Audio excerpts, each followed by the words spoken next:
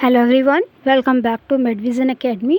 तो आज हम देखेंगे डिटेल में कि स्ट्रक्चर ऑफ साइनोवियल जॉइंट।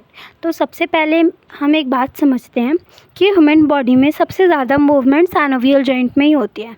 अगर आपने मेरी पिछली वीडियो नहीं देखी है तो उसमें मैंने तीनों टाइप के जॉइंट्स को डिटेल में बताया है: फाइब्रस जॉइंट, कार्टिलेजियस जॉइंट और साइनोवियल जॉइंट। तो साइनोवियल जॉइंट में सबसे ज़्यादा मूवमेंट होती है, तो हम ये देखेंगे आज।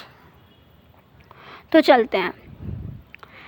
तो हम चलते हैं या फिर दौड़ते हैं या लिखते हैं या एक्सरसाइज करते हैं, कोई भी मूवमेंट करते हैं, हाथ हिलाना या कोई भी ऐसा ज़्यादा ग्रेड्स वाले मूवमेंट करते हैं, तो वो साइनोवियल जॉइंट से ही पॉसिबल होती है। उसमें साइनोवियल जॉइंट का ही मेन रोल होता है और इसी वजह से हम साइनोवियल जॉइंट को मूवेबल जॉइंट भी बोलते हैं। अब देखते हैं कि इसके अंदर क्या क्या कंपोनेंट्स होते हैं। तो कंपोनेंट्स क्या हैं, मतलब साइनोवियल जॉइंट के अंदर सबसे पहला कंपोनेंट होता है आर्टिकुलर कार्टिलेज। अब आर्टिकुलर कार्टिलेज क्या होता है, तो ये एक स्मूथ और स्लिपली हाइलिन कार्टिलेज होती है जो बोन्स के एंड को कवर करती है। मतलब यहाँ पे बोन्स होती हैं जॉइंट्स बनाने के लिए, बोन के एंड पे आर्टिकुलर कार्टिलेज होती है। ये कैसी होती है, हाइलिन कार्टिलेज की होती है। ओके, सोचो अगर कार्टिलेज ना हो और बोन डायरेक्ट जॉइंट हो रही हो तो वो रब करने लग जाएंगी, इसलिए उनके एंड पे क्या होती है, आर्टिकुलर कार्टिलेजेस प्रेजेंट होते हैं। मूवमेंट के दौरान फ्रिक्शन बहुत ज़्यादा बढ़ जाएगी और फिर पेन होगा और बोन डैमेज होने के चांसेस बहुत होंगे। चांसेस नहीं, इवन डैमेज भी होंगे, क्योंकि वो फ्रिक्शन होगा तो वो डैमेज हो जाएंगे। इसीलिए क्या होता है, आर्टिकुलर कार्टिलेज जो कि फ्रिक्शन से प्रिवेंट करता है, शॉक अब्जॉर्ब करता है और स्मूथ मूवमेंट प्रोवाइड करता है। अब देखते हैं जॉइंट की कैविटी पे क्या होता है। मतलब दो बोन के बीच में जो दो बोन जॉइंट बना रही है उनके बीच में थोड़ा कैविटी होता है, मतलब गैप होता है। उसमें क्या क्या चीज़ें होती हैं, तो उस कैविटी में आर्टिकुलर सरफेस के बीच की जो स्पेस है उसको हम बोल रहे हैं।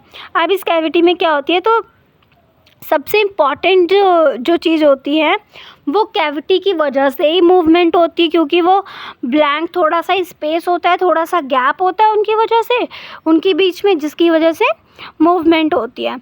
अब ये मूवमेंट जो होती है इनके बीच में, मतलब कैविटी में एक साइनोवियल फ्लूइड प्रेजेंट होता है। तो अब साइनोवियल फ्लूइड क्या होता है उसकी बात करते हैं। तो जॉइंट कैविटी के अंदर जो स्पेशल फ्लूइड हम बोलते हैं और जो कि लुब्रिकेंट प्रोवाइड करता है। लुब्रिकेंट प्रोवाइड का मतलब कि फ्रिक्शन से प्रिवेंट करना, मूवमेंट स्मूथ कराना, इसका काम होता है। इसके अलावा यह कार्टिलेज न्यूट्रिशन भी प्रोवाइड करता है और शॉक अब्जॉर्प्शन में भी इसका बहुत मेन रोल है। शॉक अब्जॉर्प्शन में मतलब जब हैवी वेट या कोई भी चीज़ हम हैवी उठाते हैं तो बोन टू बोन आपस में बहुत ज़्यादा प्रेशर उनके ऊपर पड़ेगा, बट जो ये फ्लूइड होता है ये क्या करता है, ज़्यादा से ज़्यादा प्रेशर को झेलता है या प्रेशर पड़ने से जॉइंट पे डिक्रीज़ करता है। तो आर्टिकुलर कैप्सूल जो होते हैं वो पूरे जॉइंट के सराउंड होती है। साफ मतलब एक जॉइंट है उसके ऑल साइडेड होगी और ये एक प्रोटेक्टिव कवरिंग बना लेती है। अब ये जो जॉइंट होती है, कैप्सूल जो होते हैं वो जॉइंट को स्टेबिलिटी देते हैं, प्रॉपर न्यूट्रिशन देते हैं और इनको मेंटेन करते हैं। अब आर्टिकुलर कैप्सूल के दो लेयर होते हैं, एक होता है फाइब्रस लेयर और एक होता है साइनोवियल लेयर। ओके, तो जो आउटर लेयर होती है वो होती है फाइब्रस लेयर, जो कि स्ट्रॉन्ग होती है और स्ट्रॉन्ग टिश्यू से बनी होती है और जॉइंट के मैकेनिकल सपोर्ट देती है। बल्कि जो इनर लेयर होती है, जो कि हमने बोला दो लेयर साइनोवियल मेम्ब्रेन होती है, साइनोवियल लेयर, तो वो जो होती है वो ही प्रोड्यूस करती है साइनोवियल फ्लूइड। अब यहाँ पे ये मेन लाइन मैं बोल रही हूँ क्योंकि कई बार बच्चों को पता नहीं होता कि साइनोवियल फ्लूइड जो है वो कहाँ से आ रहा है। तो साइनोवियल मेम्ब्रेन से आ रहा है। साइनोवियल मेम्ब्रेन कहाँ है, आर्टिकुलर कार्टिलेज की दो लेयर है, फाइब्रस और साइनोवियल। तो फाइब्रस लेयर आउटर है, साइनोवियल इनर है। इनर लेयर से ही साइनोवियल फ्लूइड आता है जिसे हम बोलते हैं साइनोवियल मेम्ब्रेन। ओके, अगर साइनोवियल मेम्ब्रेन डैमेज हो जाए या फिर उसमें इन्फ्लामेशन हो जाए तो फ्लूइड जो आता है, सो साइनोवियल मेम्ब्रेन भेजता है जॉइंट में, वो कम हो जाएगा या वो अफेक्ट करेगा। तो पेशेंट को क्या होगा, पेन होगा, स्टिफनेस फील हो सकती है। ठीक है, इतना हम साथ में थोड़ा क्लिनिकल भी ले लेते हैं। तो अब हम देखते हैं लिगामेंट क्या होता है। तो लिगामेंट कनेक्टिव टिश्यू होते हैं जो कि बोन को बोन से कनेक्ट करते हैं। अभी यहाँ पे दो चीज़ें आती है, क्वेश्चंस आते हैं, मेनली बच्चे कंफ्यूज भी होते हैं टेंडन और लिगामेंट में। तो टेंडन क्या होता है, जो मसल टू बोन कनेक्ट करता है, और लिगामेंट क्या होता है, जो बोन टू बोन कनेक्ट करता है। मसल टू बोन मतलब मसल्स बल्क में होती है, वो नीचे आते आते आते आते जब जॉइंट में वो अटैच होती है तो वो कम होके वो टेंडन बना लेती है, वो स्ट्रॉन्ग फाइबर्स बन जाते हैं। और जब बोन टू बोन कनेक्ट होते हैं तो वो लिगामेंट होता है। अब इसका मेन फंक्शन क्या होता है लिगामेंट का, तो स्टेबिलिटी मेंटेन करना, एक्सेसिव मूवमेंट को रोकना, और ये इंजरी से प्रिवेंट करता है। ओके, अब स्पोर्ट्स इंजरी में लिगामेंट की इंजरी बहुत कॉमन है। अब लिगामेंट की इंजरी को हम क्या बोलते हैं, तो हम लिगामेंट की इंजरी को स्प्रेन बोलते हैं। स्प्रेन लिगामेंट की इंजरी होती है और स्ट्रेन टेंडन की इंजरी होती है। अब स्प्रेन जो होता है वो कौन सा कॉमनली कौन सा होता है, तो एसीएल इंजरी सबसे कॉमन है। एसीएल क्या होता है, एंटीरियर कोलेटरल लिगामेंट, ये लिगामेंट नी में प्रेजेंट होता है। तो इसका लिगामेंट इंजरी जो होता है बहुत कॉमन होता है।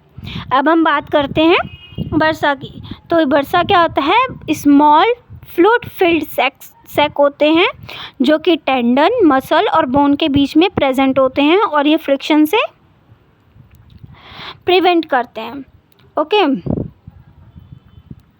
इनका काम कुशन प्रोवाइड करना होता है, और बर्सा जो होते हैं वो इन्फ्लामेशन हो जाती है तो उस कंडीशन को बर्साइटिस बोलते हैं। अच्छा, एक चीज़ और है, जैसे आइटिस जहाँ पे भी लिखा होगा ना, तो आइटिस का मतलब होता है इन्फ्लामेशन, अगर लिखा है बर्साइटिस तो मतलब बर्सा का इन्फ्लामेशन, टेंडनाइटिस मतलब टेंडन का इन्फ्लामेशन। और ये बर्सा कहाँ प्रेजेंट होते हैं, दो जॉइंट, जैसे दो बोन है, बोन के बीच में बर्सा प्रेजेंट होंगे। इसमें क्या होता है, फ्लूइड फिल्ड होते हैं, पानी भरा होता है, मतलब फ्लूइड प्रेजेंट होता है। किसका फ्लूइड प्रेजेंट होता है, साइनोवियल फ्लूइड प्रेजेंट होता है, जो कि क्या करता है, प्रिवेंट करता है फ्रिक्शन से, कुशन प्रोवाइड करता है। अब हम देखते हैं शोल्डर और नी जॉइंट में सबसे कॉमन बर्साइटिस देखा जाता है, मतलब बर्सा का इन्फ्लेमेशन देखा जाता है। अब हम बात करते हैं टेंडन की। जैसा कि मैंने आपको अभी बताया कि टेंडन क्या होता है, मसल्स और जॉइंट को, बोन को कनेक्ट करता है। तो टेंडन शीट टेंडन के अराउंड प्रेजेंट होती है, जो कि एक प्रोटेक्टिव कवरिंग होती है टेंडन के अराउंड, वो क्या होती है, टेंडन शीट। अब ये स्पेशली उस एरिया में इम्पॉर्टेंट होती है जहाँ टेंडन बार बार मूवमेंट करते हैं। क्यों, क्योंकि बार बार मूवमेंट करेंगे तो उसको प्रोटेक्शन की ज़्यादा नीड होती है, तो इसीलिए टेंडन शीट वहाँ पे ज़्यादा इम्पॉर्टेंट होती है। अगर हम साइनोवियल जॉइंट के फंक्शन की बात करते हैं तो फ्री मूवमेंट अलाउ करता है, फ्रिक्शन रिड्यूस करता है, शॉक ऑब्जर्व करता है, स्टेबिलिटी प्रोवाइड करता है, और डेली एक्टिविटी को स्मूथ बनाता है। अब हम बात करते हैं synovial joints including shoulder joint, hip joint और knee joint, elbow joint and wrist joint. तो ओवरऑल आज हमने पूरा साइनोवियल जॉइंट कवर करा है। हमने इसके टाइप्स अभी नहीं देखे हैं, बट अगर मैं क्लिनिकल पॉइंट ऑफ व्यू से बात करूं तो ऑस्टियोआर्थराइटिस में आर्टिकुलर कार्टिलेज ग्रेजुअली डिक्रीज होने लगता है, वियर एंड टियर होने लगता है। ठीक है, इसकी वजह से पेन, स्टिफनेस, मूवमेंट रिस्ट्रिक्शन ये सब हो जाती है। किस में होती है, ऑस्टियोआर्थराइटिस में। ये मेनली हमारे नी में ज़्यादा कॉमन है। इसमें क्या होता है ना, जो साइनोवियल जॉइंट्स के कंपोनेंट होते हैं उनको बहुत, देखो अब हम ना क्लिनिकल के कुछ ऐसे ले सकते हैं टॉपिक की क्लिनिकल पॉइंट ऑफ व्यू से, जैसे ऑस्टियोआर्थराइटिस हो गया और भी ज़्यादा।